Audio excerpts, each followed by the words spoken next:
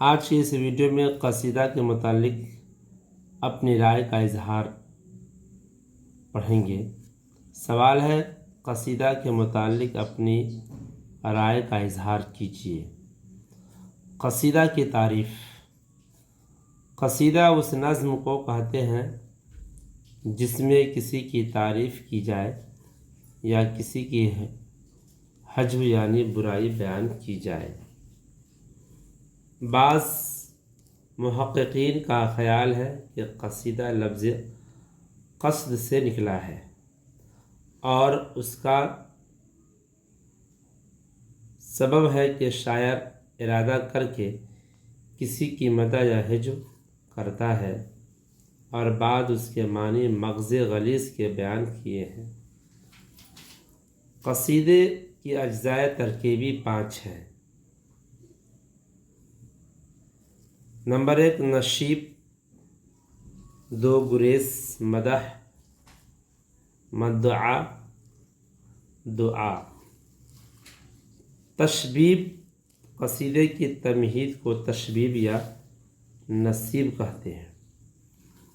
اس میں شباب و شراب کا ذکر کیا جا سکتا ہے اور بہار کی منظر کشی کی جا سکتی ہے اور اپنے اوصاف بھی بیان کر سکتے ہیں۔ گریز، تشبیب کے بعد شاعر مدح کی طرف آتا ہے، براہ راست مدح کرنا شروع نہیں کرتا بلکہ بعد سے بات پیدا کر کے مدح کی طرف آتا ہے اور اس بات سے بات پیدا کرنے کو گریز کہتے ہیں۔ مدح، اس میں شاعر ممدوح کی تعریف کرتا ہے اور خوب مبالغے سے کام لیتا ہے اور قصیدے میں خاص طور سے مدح میں ہے شاعر پرشکوہ الفاظ استعمال کرتا ہے، اس سے مدح میں زور پیدا ہوتا ہے۔